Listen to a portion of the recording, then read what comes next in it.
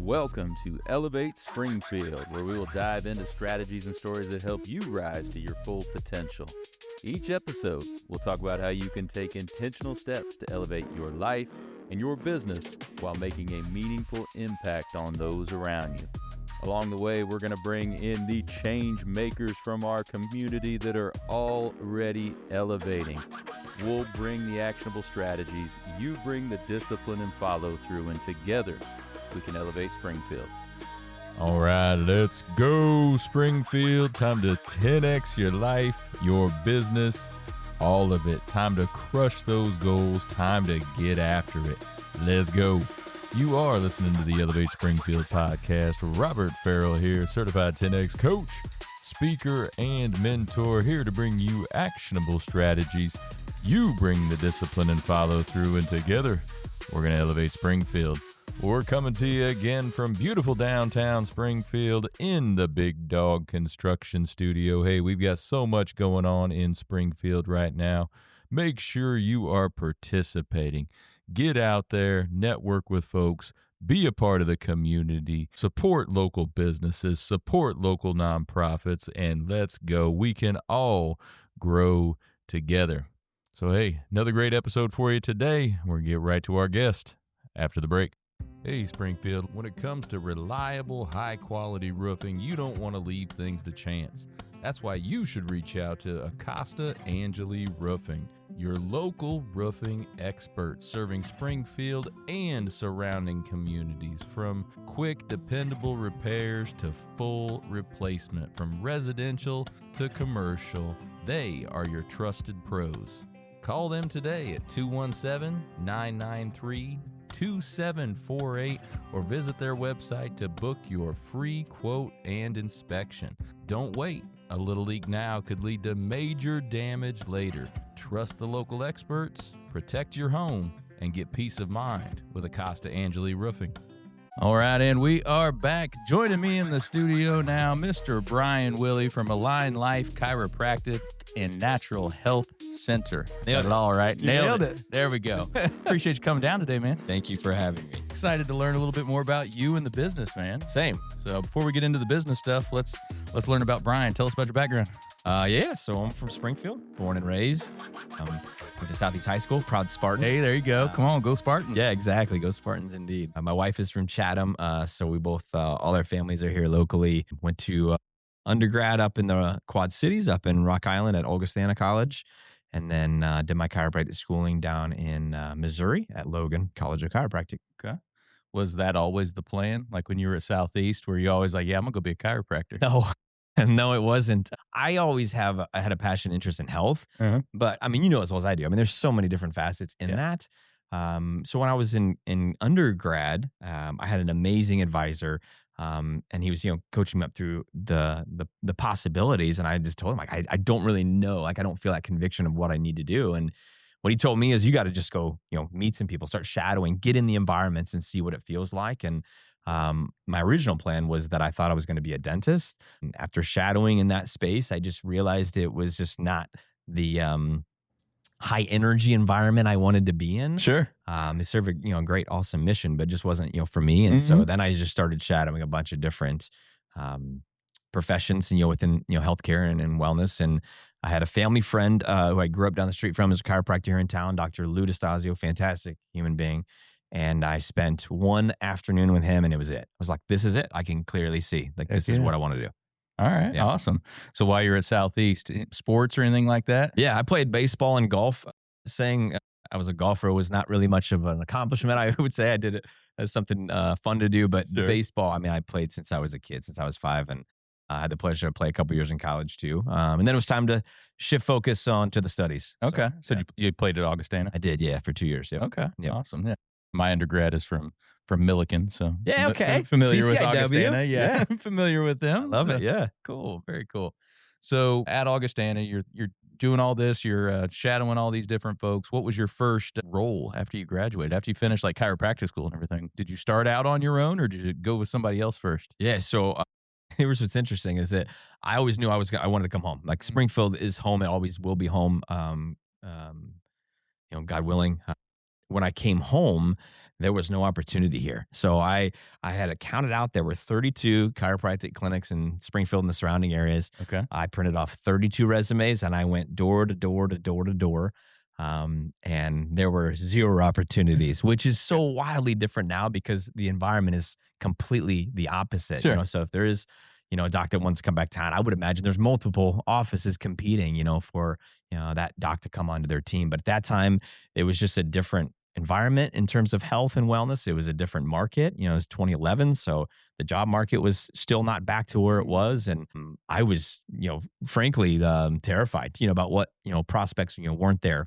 I got one phone call back from a chiropractor, and he said, I'm not, you know, looking to hire somebody. He said, quite frankly, I'm like 1 foot out the door. But, you know, I'd love to have you come in and let me just tell you what I've learned along the way and the experiences I had. And I thought, like, man, what a servant heart of like a human being, but of a fellow chiropractor. And we spent probably 3 hours hamming it up and just I'm jotting notes as he's talking and giving me insights, business insights, practice insights, things he's, you know, learned along the way. And then when there was no prospect for a job here, I started going on interviews in the surrounding areas in Lincoln and Bloomington and Peoria. And I went on an interview in Peoria. I thought I smashed it. I thought I did an awesome job. It was down to between me and one other person, and they picked the other person. But unbeknownst to me, there was another doc in the room during the interview process. There was probably like 10 people in the front of a room. And he said, I would love for you to come work with me in Bloomington. So I spent a year and a half driving back and forth to Bloomington. Sure. Sometimes 6 days a week, trying to build a practice in Bloomington. And I knew I always wanted to come back to Springfield. And so when I was looking for opportunities, you know, to come back to town, I was looking for practices to potentially buy or, you know, buildings to set in. And there was only one in Springfield. And when you know it, the one that was selling was the guy that had called me. No way. Yeah. So within the first email I sent, I said, I think this is who I think it is. You know, I just, hey, you probably don't remember me, but blah, blah, blah. And from that initial email until we had an agreement in place, it was probably 30 days, Robert. Wow. And it was just like one of those things. It's a God thing. You know what I mean? Yeah. It's like, just because it doesn't happen in the moment or the timing you think it does, you know, that gave me, you know, a year and a half to cut my teeth, you know, build confidence and certainty and conviction, watch how a business is run, watch how a practice goes so that I could, you know, hit the ground running right when it was time to open Springfield. So I love that. Yeah. So those 32 places that you were trying to get to here, how'd you push through that, man? Have the persistence to just keep going because I mean, that's a lot of no's when you start going out, especially when it's 32 of them here and all 32 of them are a no, man. Yeah. So you use the right word, persistence. I feel like I've heard your podcast a few times. Yeah, more than a few. I know you love that word. One of my favorite words. I love that word, persistence, because that's what it takes. And you have to have grit. You have to have resolve. You have to have hustle. But even deeper than that, like you have to have a purpose, like a calling, a purpose that pushes you. And I tell my team all the time, you know, we're pushed by our purpose, but we're pulled by our vision. And you have to have just that purpose of like, I cannot be denied, you know, at this point. At that point, I was married. So, you know, now you have another person that you're responsible for. And I don't mean to get into gender norms, but as a man, like I feel responsibility to provide, you know, for my wife and, you know, my potential family. And so it was like, if I drive 3 hours, I'll drive 3 hours. Like there's just no way that this isn't going to work because it has to work. You know what I mean? So that's what I love about entrepreneurs. I know this is, you know, target audience is, you know, entrepreneurs. Yeah. And that's like a non-negotiable, right? It is. No doubt about it. You have to have that persistence. No doubt about it. So what year was that when you started it? Yes, we opened in 2013, October of 2013. Yeah. And did it start out as Align Life? Yeah, right out of the gates. Yeah. It was Align Life. And so when I took over that practice, it was, like you said, it was a small practice. He was getting very close to retire. There were probably a dozen active patients in the practice. So it was enough that I could keep adjusting, keep my skills up, but it created enough time freedom where I could get out and, you know, get in the community and network and build relationships and start to build a brand. You know, because that was a commitment I made in the beginning. I knew I was going to be here and be here for a long time.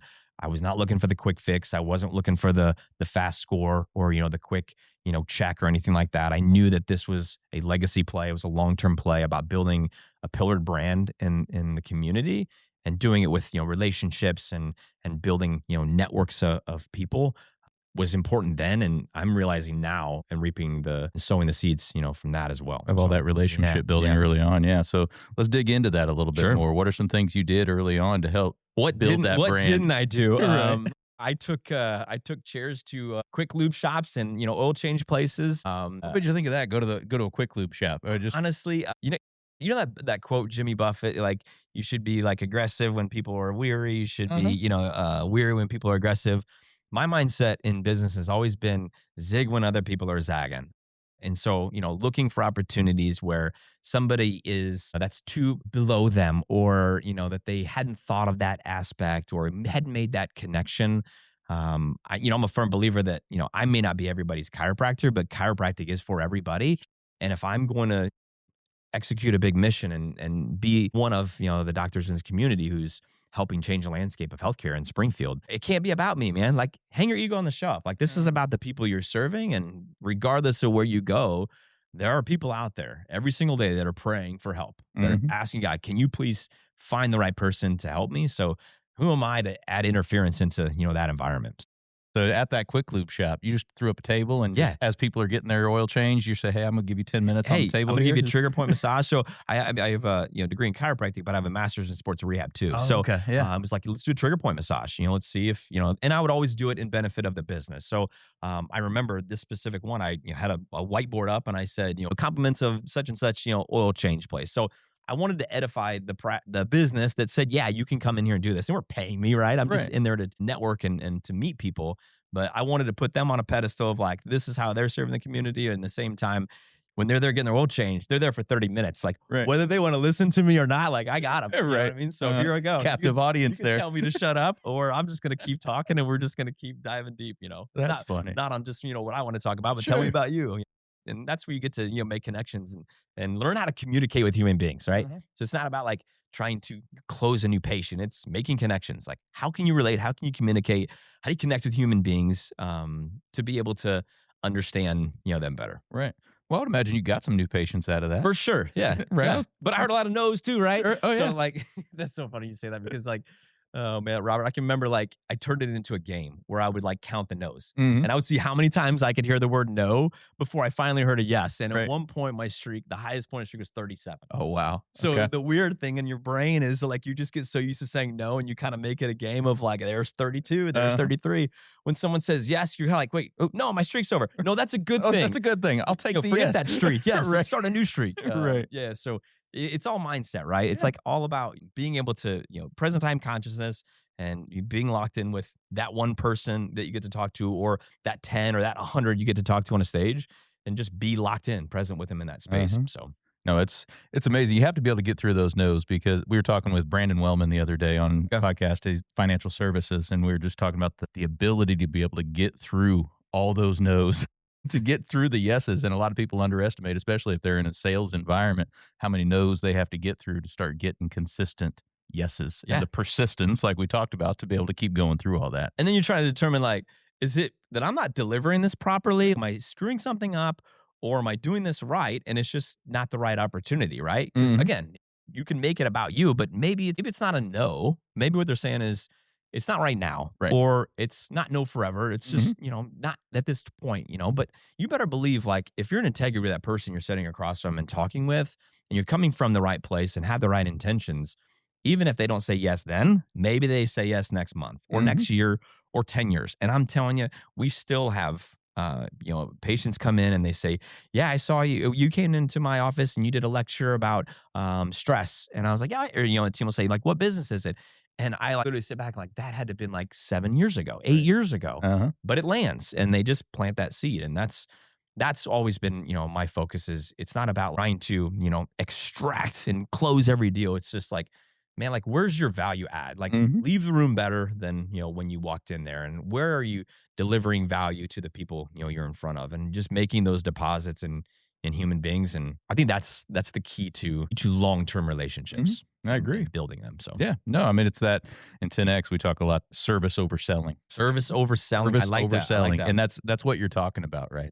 Is serving a client, serving a potential client, rather than trying to sell them. So what we say in the practice is, we're not selling, you're solving, right? Like, it's not about, same concept, right?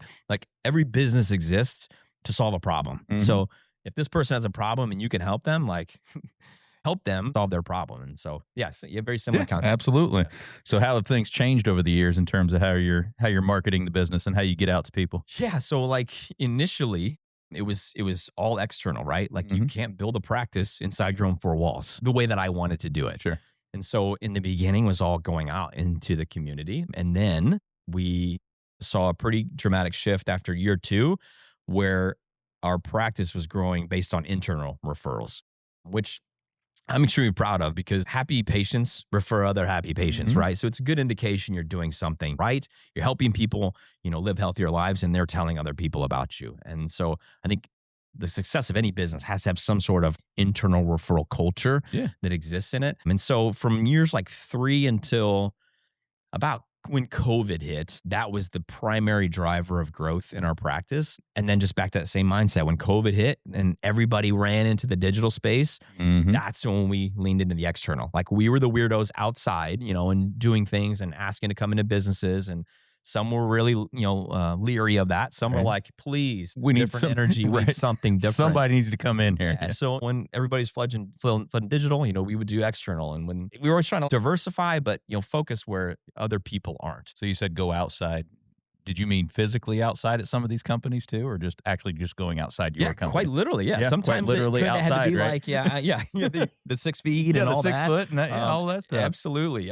We had to get creative in those days. Right. And I know, unfortunately, I know there were a lot of businesses that really, suffered, during that time, and there were circumstances at play that they didn't have control over. But our practice, through that like 2.5 years, consistently grew double-digit, percentage points through COVID. And that, I think, is a testament to the culture that we built, but, the consistency or the persistence in which you're doing what you're doing and not letting circumstances change your purpose. And what is your purpose? Yeah. How much time you got? As long as you want, brother. Man, I got 90-day visions. I got 12-month visions. I got 3-year visions. I would say, to distill it down very simply, we have a purpose statement in the practice. And that is to restore health, to experience greatness. 6 words. So to restore health, that's for our patients, to help patients restore their health to the level they want to get to so that they can experience greatness. Because it's not my job to determine, success for a patient. My job is to clarify it and to ask really good questions so I understand it. But that's so that they can experience greatness in their life. So 6 words. Yeah. Absolutely. Love that. Yeah. No, when you talk about greatness, I don't know if anybody notices, but every time right above my head, there's a "You are greatness, don't fight it" sign. I love that stuff, man. We need to slide that over just a little bit over here so everybody can see it. Yeah. Might be a little bit in front of it, but yeah, you are greatness, don't fight it. That's one of my favorite sayings up there. That's so cool. Get after it. Get after it. So a second ago, you said even on stages or in front of 100 people. So you do a lot of speaking in front of large groups? I love it. It's something that I never thought I would enjoy. One of my favorite places to be is tableside, just like one-on-one with a patient. And so I did that for years and years and years. And then opportunities came up where this business would say, will you come in and speak about this topic? And, sometimes it'd be 3 people and sometimes it would be 10. And then it just evolves and changes. Last year, I got to speak to a room full of chiropractors, and there's close to 100 people in the room. Oh, that's awesome. Talking about hospitality and culture and, things like that. So, it doesn't change how many people that you're talking to, as long as you're, on purpose, right? In that moment, and you're present with them, and you could talk to one-to-one or one-to-many. If your heart's right, you can deliver anywhere. And the circumstances and how big the room is and all that doesn't really change, right? How many different talks do you have? Or is it just like over a number of different things? I would say I've got like my favorite 12, Yeah. like our dirty dozen that we spend a lot of time on. So it's stress, it's gut health, it's ergonomics, it's sleep habits, things like that, where there are pillars of wellness and health that people either want to know more about or understand in more depth, or cut through the noise on Google searches and social media and understand it at a deeper level. But that's never stopped me from, if they said, "Hey, we want to talk about this very specific thing," I've said, "All right, let's get into the weeds. Like, let's get into it." It can vary. Okay. So the stress one, I would imagine companies call on you a lot for that one. That's Robert, that probably is a big hit, right? That is the number one. I would Everybody imagine. wants to talk right when you about said that, I was stress. like, I bet you get called a lot for that one. Yeah, because there's so many facets to it in terms of people's understanding of it. I think the one thing that I always try and convey on that specific topic as it relates to stress is that it's not something that you need to manage better. If you hear somebody say like you need to manage stress better, you should turn and run away. Right. Stress is something that we can train our body to adapt better to. And when we understand what stress is doing to our body, like the consequences of those stressors, whether that's gut disturbances, sleep disturbances, hormone disruption, pain and inflammation, skin issues. I mean, there's just so many facets to it. Not just the consequences, but the causes, like where to look for it. Yeah. And, it's not just, when you're stressed, I feel tension in my shoulders and my upper back. It's no, like this is creating, disruption in your system. And the cool thing that most people don't realize is that chiropractic it serves to regulate the nervous system. I think for the general population, they think chiropractors pop bones. Right. Like right. we're just pounding They're high just spots cracking in the necks. spine, right? Right. Yeah. It's all about the sound. Right. I don't think most people realize it's about helping the nervous system, regulate. And there's two portions of your nervous system. There's the fight or flight, and then there's the rest and recovery. And too many people live in the fight or flight, and they don't vacillate into that rest and recovery. And so when the nervous system can function properly without interference, it can readily and easily adapt based on the environment. So they're not just stuck in stress mode. They can shift into recovery mode too. Is that the sympathetic and parasympathetic? Amen, brother. All right. Nicely done. So I'll there we jump go. for that Come one. on That now. was good. Yeah, absolutely. Well, a lot of people, I think, hear that on podcasts now and stuff, and they might not know what that means. But the way you put it, I think, was very beneficial for folks it's like a out there. teeter-totter. If you're watching on the video, like you can't, a teeter-totter like this is broken, right? It's Right. either like this or it's like this. Or for the people listening to the podcast, one end has to be up, one end has to be down. You can't be both up or both down. And a lot of our hinges on our teeter-totter are rusted and stuck, and you're just in one position. Right. Yeah, I just find that a lot of the health and wellness podcasts, sometimes they use the terminology without actually explaining what some of that stuff is. And I just really like the way you put that. Yeah, absolutely.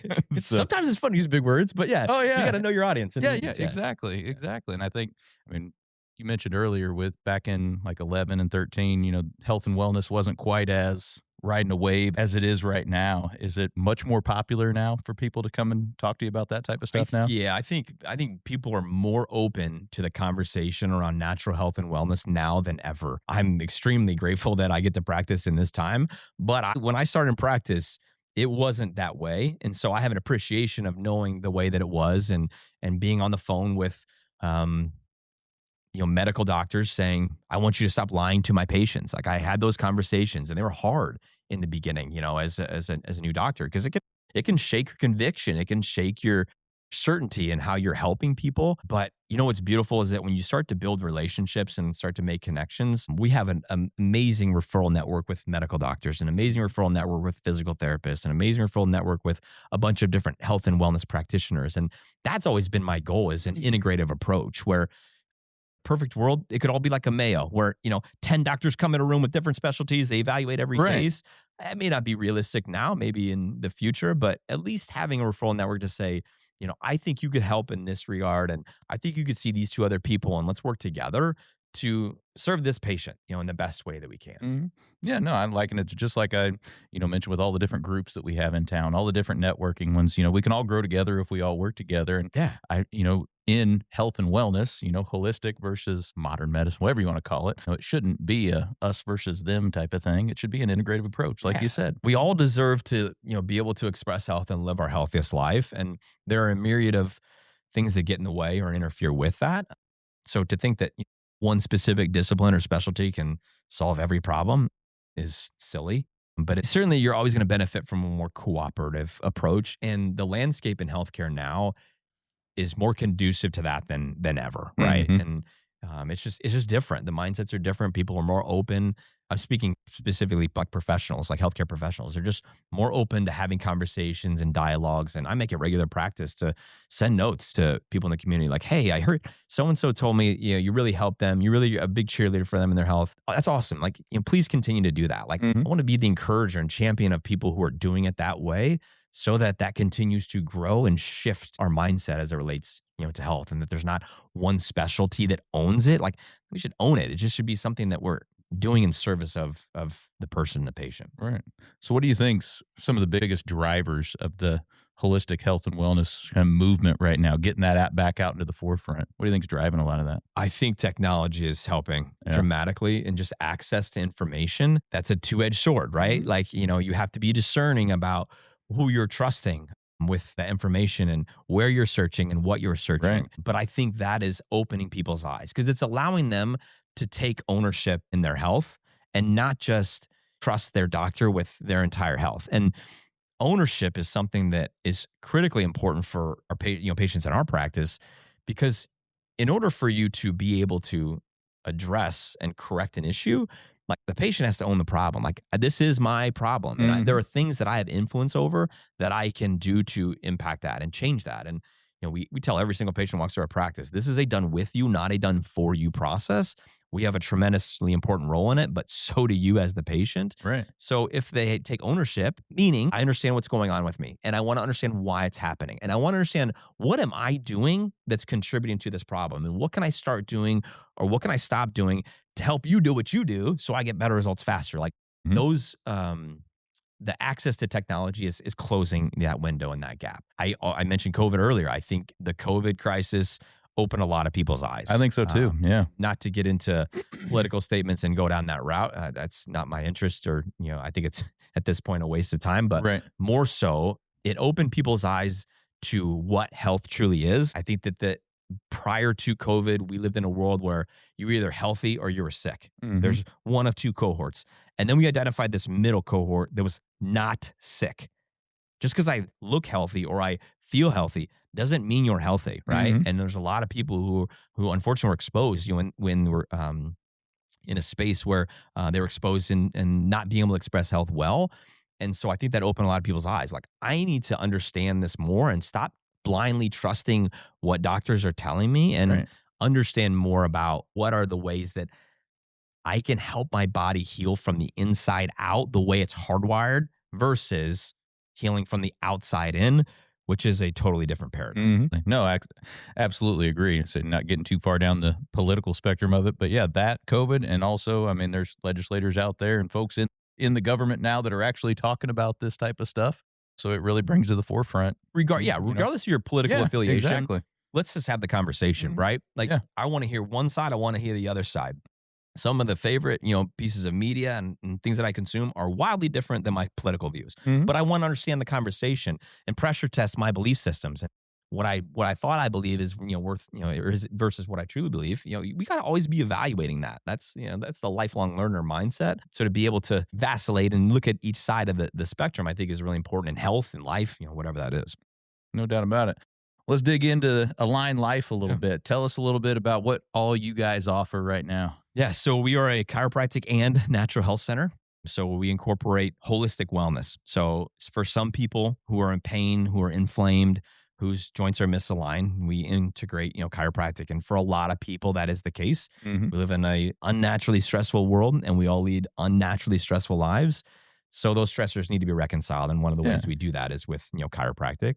Like you mentioned earlier with your 12 talks, stress, it seems like the rest of them that you had, if you handled the rest of them, the stress one might not be there. Amen, brother. Remove that. Everything falls back in line. Exactly. Absolutely. So sorry, go ahead. Oh, that's the perfect point. But we also, like I said, we look at a holistic approach. So we do, metabolic, consultations. So we look at metabolic panels. We do hormone testing. We do food sensitivity testing to look and see if there are other offenders, things that are driving inflammation or creating disruption in the system that are going to interfere with people's ability to heal and heal as fast as it should.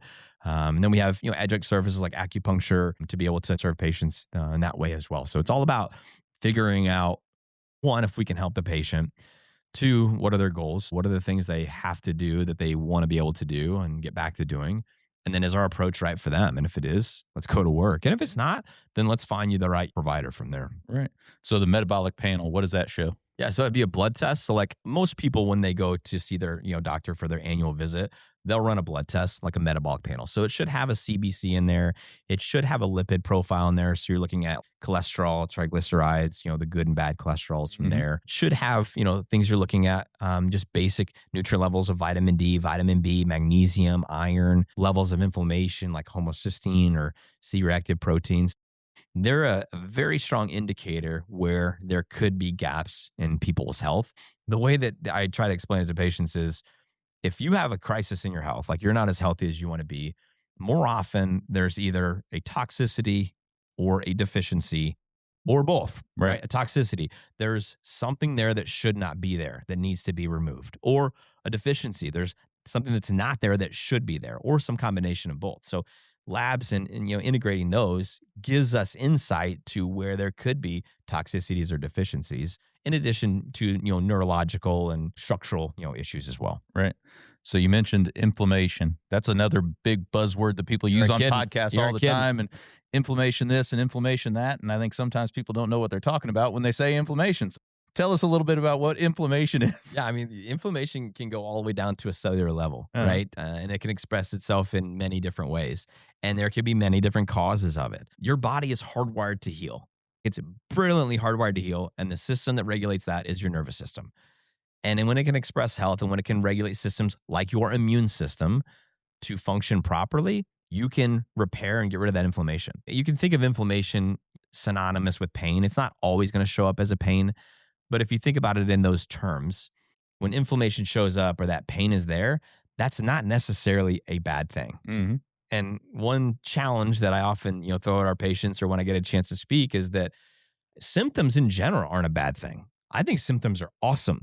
They're our body's way of talking to showing us. You. Yeah, like telling you. Our body's communicating. Our body's saying, hey, you're throwing more stress at me than I can adapt to on my own. I need help. Like, stop doing those things.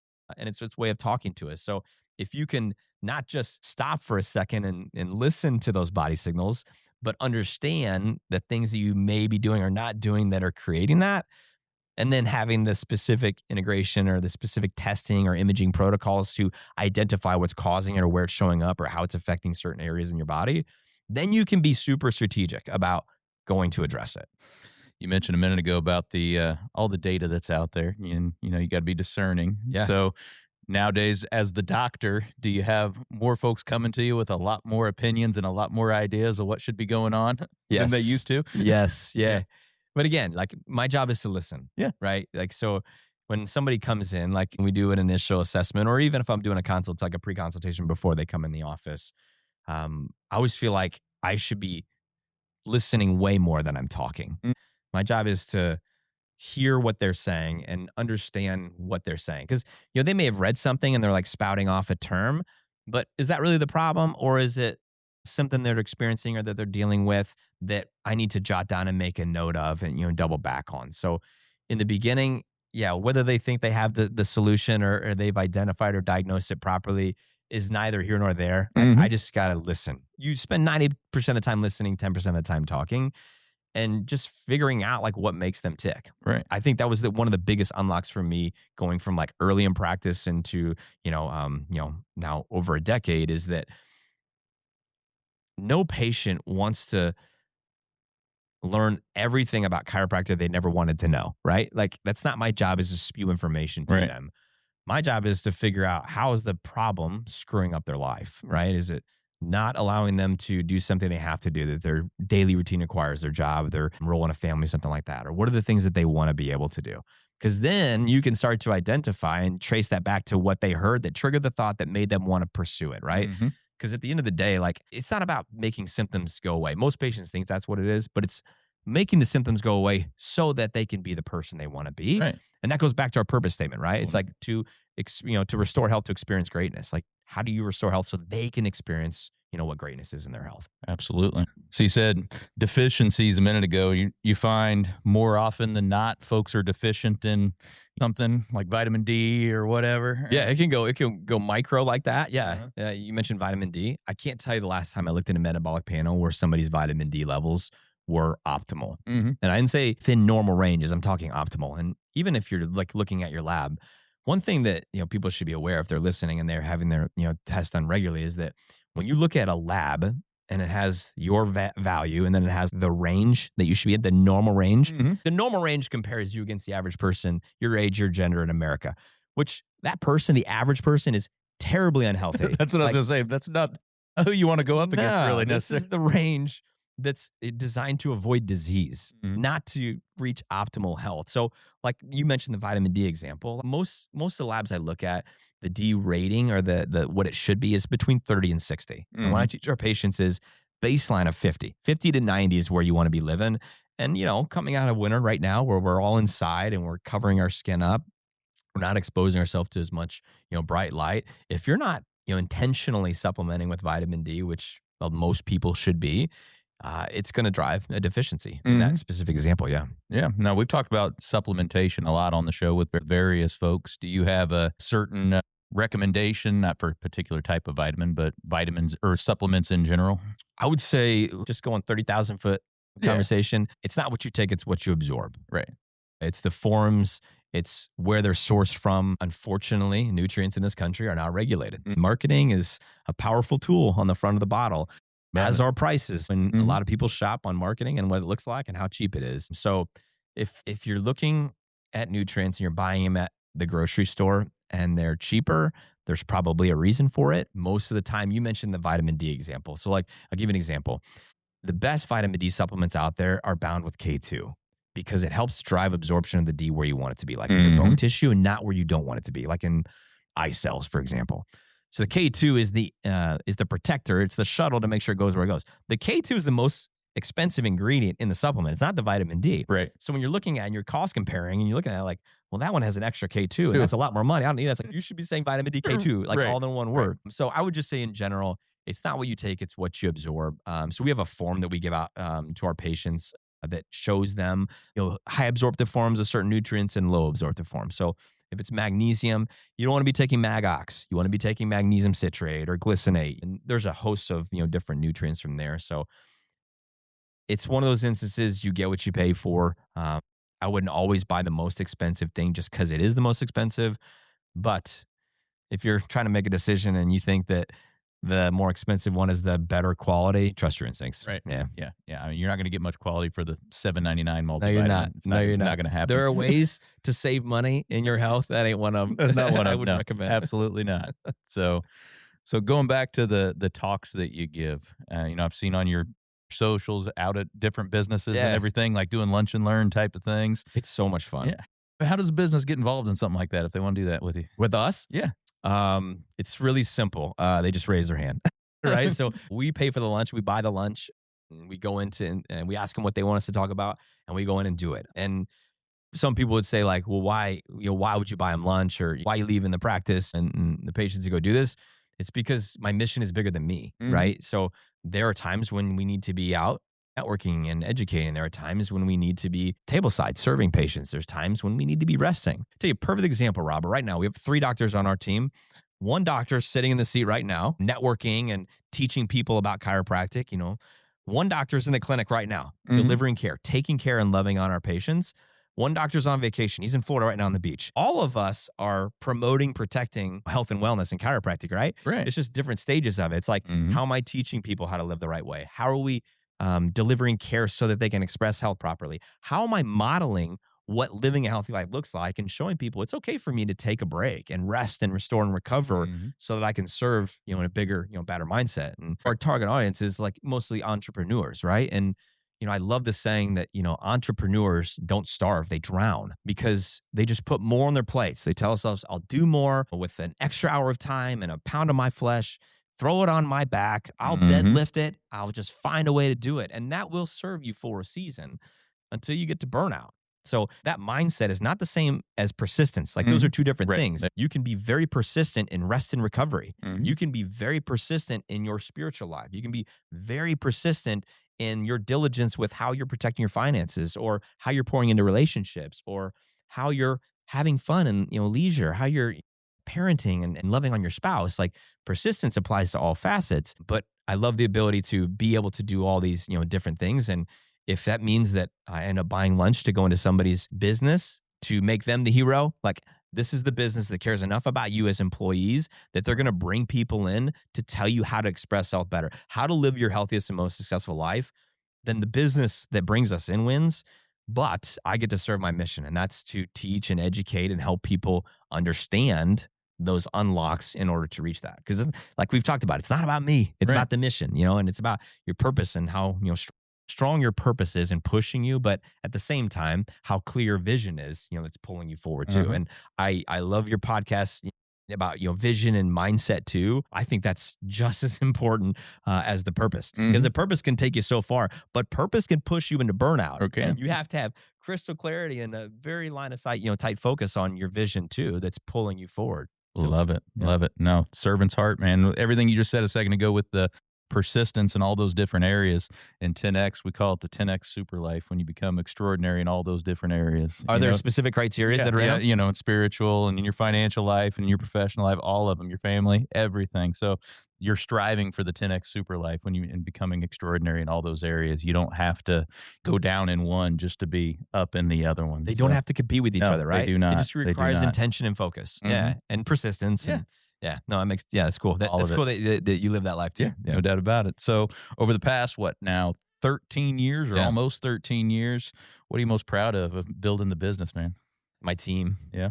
Yeah, that's an easy answer. I get to work on a team of 9 of dynamic, brilliant, purposeful, servant-hearted people. We have, core values in our practice. They exude every single one of them to a T. And getting to do this with them is really cool, because I went through a season where it was all me. And I hate to admit this, but it was the Bryne Willey show. It's I'm doing everything because I can do everything, and nobody can do it as good as I can do it. Right. And you can be on purpose with that mindset, but it's the wrong mindset, right? And it took me getting to burnout stages at multiple times in my career to know and to recognize you're not serving the patient the best when you slept 6 hours and when you're drinking coffee until 3:00 in the afternoon and you had way too many drinks the night before and you're not exercising as much as you should. And all of a sudden, these things that you're doing in order to serve, they're waylaying your life. And I had to have recognition, like, if you're going to talk a big game, Willie, if you're going to say you're going to serve a big mission, you can't do it alone. Like, you need to do it with a big dynamic team. And so being able to recognize that, but identify the roles, find these people who are hardwired to be successful in the roles and watch them grow through it. That's been the most fun, because it allows the mission to carry on. It allows the vision to be executed, but it doesn't all rely on me, and it's not all about me. And helping our team step in and shine in their unique genius. And quite frankly, the patient is the hero in the journey. None of us are on the team, and everybody understands and knows that. So to see how this team has been built out and to have our patients watch it, because most of our patients have been in the practice for years and years. So for them to watch it and for them to say, "Man, that person is amazing. Don't screw this up, Bryne. Do not let them leave." Right. Like that kind of stuff. Right.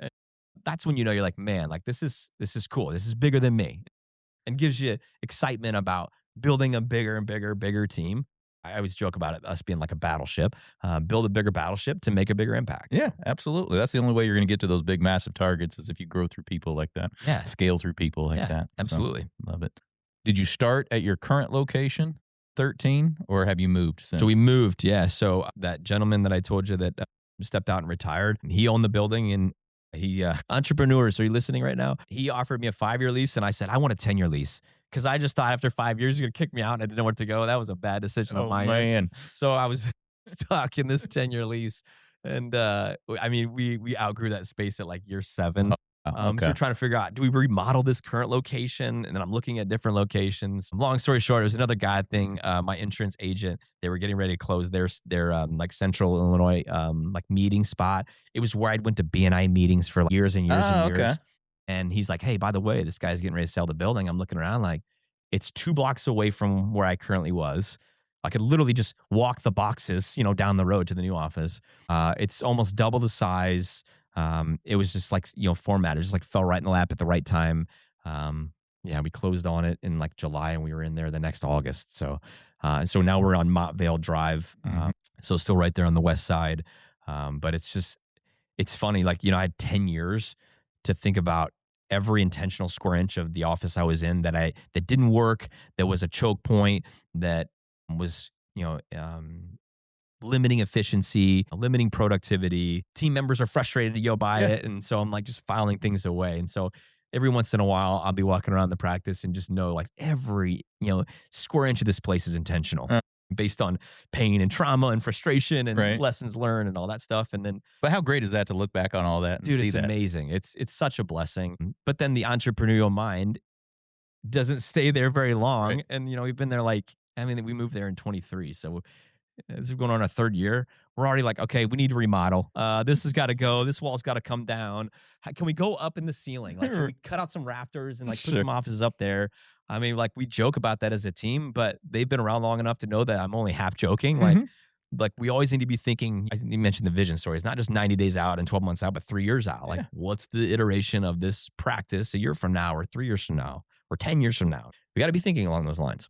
All of us as business owners, as entrepreneurs. Onward and upward. So do you have anything like that in mind? Any big plans for the future here? What you're planning on doing? I mean, I don't have anything concrete. I got a lot of ideas. Yeah. And I think most entrepreneurs do. They got a lot of ideas. It's slowing down and discerning what the right move is and what the right time is, and not rushing just to get it done, but to figure out how does it align with those visions as well. Because that owner operator mindset where I'll do it, just tell me what to do, I'll do it as fast as possible. It's stifle growth for sure. It's being clear about a vision and what you're trying to accomplish and execute. And then making sure you have a team in place to execute the vision, and then making sure you have the capacity to be able to serve it. Like those three balls are like things you're juggling. It's constantly moving. And just when you think, I've got the team right, then something happens, maybe somebody has to move or somebody gets pregnant, or, that's the dynamics of business. It's like, okay, I got to start, paying attention to that ball. And then, it's always changing. So I try to be fluid with it. Visions are fluid, but at the same time, I'm always filing away ideas and always prospecting for potential opportunities to invest and to create ahead of the growth. Because I've been through those seasons where you're bursting at the seams, and that'll stifle growth. It won't just keep you stagnant. You'll contract, you'll shrink, either in mindset, or your team will pump the brakes, or your customers or patients will start to decide that you're too big for them, and it's just more convenient for them to go somewhere else. And you always got to be aware of that too. And that's a tough place to live as a business owner. Is you're always investing in your business, but it is one of the greatest investments, especially in your team and your business. Certainly. Well, a lot of great stuff business-wise. Let's pop over to the personal side. Yeah. What are some ways you elevate your life personally? There's a lot. I would say one of the most important ones beyond, my relationship spiritually, my relationship with God, is my wife. Like, she keeps me so grounded. And when I'm living in the clouds, she's bringing me back into reality. We're such a good blend, that aspect together. My kids are very humbling as well. I have 4 kids. They don't care about your grand visions. They don't care about how many, actually they do care how many patients we care of. I have my kids, my daughters especially. How many patients did you get to see? They always ask that. But, that's cool. I mean, they don't care about the business and all that stuff. Right. All they care about is their dad. They just see you as this human being that is their dad. So they pull me out of that pie in the sky mindset sometimes, which is good. Be aware, because that's a certain gap and weakness for me is stopping and just pausing and not always looking into the future. You can be present time conscious, but not live in the present. I think that's something I struggle with. So they're amazing at that. But also just having tools in place to do self check-ins. So like you were mentioning those pillars, like I've got this wheel of alignment, and it's got these different facets of your life, whether it's fun or romance or family relationships and money and leisure and recreation and health and that kind of stuff. And I'm always doing a self-assessment, 1 to 10, where are you at this month? And then that gauges my focus. Like, well, I'm not focusing enough here. I need to put more intention there. And it's like the rocks conversation. There's never no rocks. It's just, where is your greatest, focus need to be in this moment? And then once you get that to where you want to be, something's competing with it. And then you try and pick that up too. I mean, balance is baloney. There is no balance. Right. I'm just constantly seeking alignment, There has to be a wax and wane and a give and take. And as long as you're aware of it and you're intentional with how to, give and take with that, I think that's the key. But having a partner like Kelly, like my wife, there's no way I could do it, without her. So love it. No, the kids certainly have a way to put it into perspective, don't they? You got 2 of your own, right? Yeah, 2 of my own. Yeah. Yep, 15 and 12. So my older daughter, anybody that watches the show has seen her here recently. So I do my every Tuesday episode with her, and I just Ellie, right? Yeah, Ellie. Yeah, love doing the back and forth with her. It's just so fun. It's great. I got 3 girls of my own, and they're amazing. It's different with the girls. It is. Yeah, we're doing. She just finished driver's ed not too long ago, so we're doing all the behind the wheel stuff right now. Oh, nice. So How's that going? It's going good. Do you but- love it, or are you like terrified? So I love it right now, Okay. but I know I'm going to be terrified the day that I actually hand the keys over and say, see you in a few hours, and I'm not actually in the car with her anymore. That's when I'll be terrified, and I know I will be. Are you like pumping the floorboard right on the other side? Right. Yeah. I mean, she's a pretty defensive driver, so she's doing a good job with all that. But yeah, I know I'm not looking forward to the day where it's see in a few hours. Right now, it's just fun because we're spending some extra time together, going out and doing all the driving and everything. But yeah. That is cool. I didn't think about that, like the extra time spent together. My oldest is 12 right now, so I'm not in that role, but she's just starting to get in that age where like she doesn't want anything to do with any of us. Like she's in a room and I gotta like drag her out. Like, can you please talk to us? Come play a game with us. Like, can we do something together? So that's cool. That I'll have to file that away. Yeah, because it's 50 hours. So you have to drive with them for 50 hours before they go back and drive with their instructor to actually go take their test and everything. So yeah, that's 50 extra hours of time that, I mean, may or may not have, made it facilitate happen before, it. Yeah. We're back to the oil change. I got you now. You're stuck with me. Exactly. You're stuck with me. We're going to talk. So yeah, no, it's been fun. So that's cool. Well, so much great stuff today. Had a phenomenal time. I had a great time with you, man. This is fun, man. We're going to have to do it again. So bring you back on the Friday segment. Yeah. So I always like to close with these last couple of things. You say, listen to the show, so you probably know what's coming, man. Personal and professional, right? You know it. Let's give a piece I always of advice. want to be prepared, man. I don't like walking in a room unprepared. So let's hear them. Yeah. So here's what I would say personally. Every person has to understand their core values. There are 3 to 5 core principles that shape the decisions that they make. When I was able to clearly define those, the hardest, toughest decisions got super easy. You align with them or they don't. And the second thing is a vision. You have to have a vision for your personal life. You have to have a vision for your professional life of where you want to go this year and in 10 years and 3 decades. And then your behaviors have to align with it too. And when life is the best, and I feel like I'm the most successful, and I'm not talking monetarily, I'm talking just like successful in life and the most content, it's when my core values, my behaviors, and my vision are all aligned together at the same time. So being intentional and identifying that, I think, is key. Professional, I mentioned my team earlier. Just surround yourself with great people. I heard it said once that you are the sum of the 5 people you spend the most time with. Mm-hmm. And that was really convicting for me. It's like, whoa, okay. Like I need to be very careful about the people that I'm either bringing into my business or I'm spending time with. And, your business, I always, tell my team, my business is my team and my team is my business. Like the team is so influential in that. And greatness is in the agency of others. You want to experience greatness, you got to do it with people if you want to make a big impact. So I would say those are the 2 big personal and professional things that have really made a huge, huge difference in my life. Greatness is in the agency of others. Yeah. Love that. And is there anything we can do community-wide to help all of us here elevate Springfield and the surrounding communities? I think you're doing it right now, and that's listening. And it's listening, and it's creating space for others to listen. I think podcasts are an amazing medium, and I know we would all benefit from just listening to each other better, like more intently, more often. And I think if we're listening to each other, we're going to understand each other better, and then we're going to serve each other better. And that's not just unique to Springfield, I understand, but I think that's a heck of a place to start. Absolutely. And I appreciate you and the role you're playing in that. Congratulations, by the way, on your 1-year anniversary. Thank you. Yeah, it's been fun, man. And now you're going daily. Like that's a lot, man. I don't even know the half of it. That's a lot of work. So I would like to speak for Springfield in general and just say like, thanks for showing up and doing this. Really? If you don't do it, who will? Like, who's going to step into that space and give audience to the amazing people in our community that give and serve and probably give and serve more than they get because they have a big, purpose. And so thanks for that, man. Appreciate you for that. Absolutely. No, that was the original intent of the show is to spotlight folks that are already elevating the community. They're already doing great things. We've got so many great people around here, so many people that are impacting so many folks and impacting the community on the whole. And Amen. I want to be able to help tell that story, man. I think there's a podcast where you get interviewed, I think. Yeah. You got to bring Ellie in, and then she flips it, and she sits there, and you sit here, and then she interviews you for an hour. She did. Did she really? Yeah, she did. All right, I missed that one. Well, it's been a few months. It was the first time I ever did it. But yeah, we did that exact same thing. Oh, man, that's before my next listen. Yeah, before we started with the every Tuesday episode with her, that was how we kind of kicked it off. So, hey, I'm gonna go to the guest chair for the first That's time. fantastic. And because I've had a couple other people ask me, hey, can I interview? Like, well, yeah, we can, but I'm letting my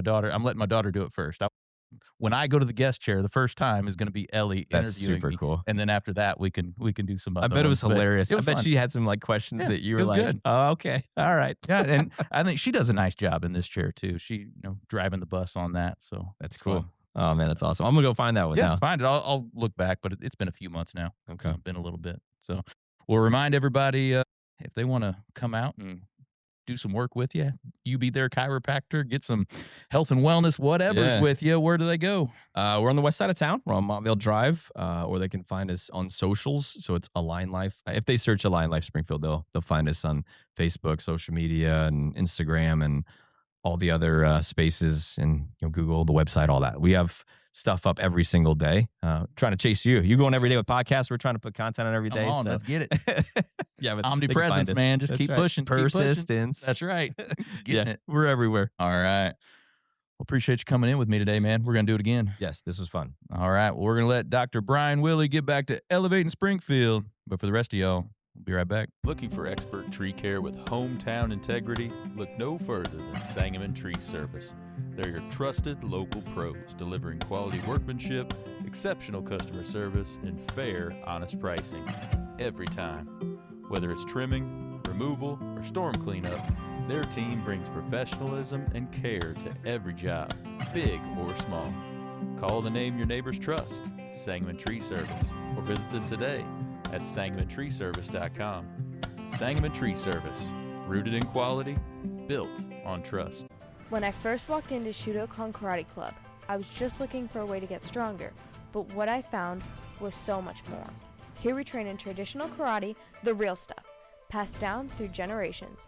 Every punch, every kata has purpose. I've learned self-discipline, confidence, and how to protect myself. Not just in class, but in real life. It's not about being aggressive, it's about being prepared. This is more than a club, it's a way of life. Join us at Shudokan, traditional, powerful, real. Ki! Well, thank you for joining us today, everybody. Appreciate you making us a part of your day. Hey, don't forget, while you're out on social, check ours out. You can check my personal one out at Robert Ferriell, at everywhere. Check out those Elevate Springfield pages, those Big Dog Business Coaching pages as well. Check us out over on YouTube. Give us a subscribe, give us a like or a follow on any of those channels. We would certainly appreciate it. So, hey, take what you learned today. You bring the discipline and follow through, and together, that's right, y'all, we're going to elevate Springfield. Be great. Looking for personalized insurance with hometown care? David Hilst, American Family Insurance Agents, here to help you protect what matters most: your family, your home, and your dreams. Whether it's auto, home, life, business, David and his team are proud to serve the Springfield community with trusted advice and reliable coverage. Local service, real relationships, peace of mind. Call today or stop by their office. They can build your dream protection plan together.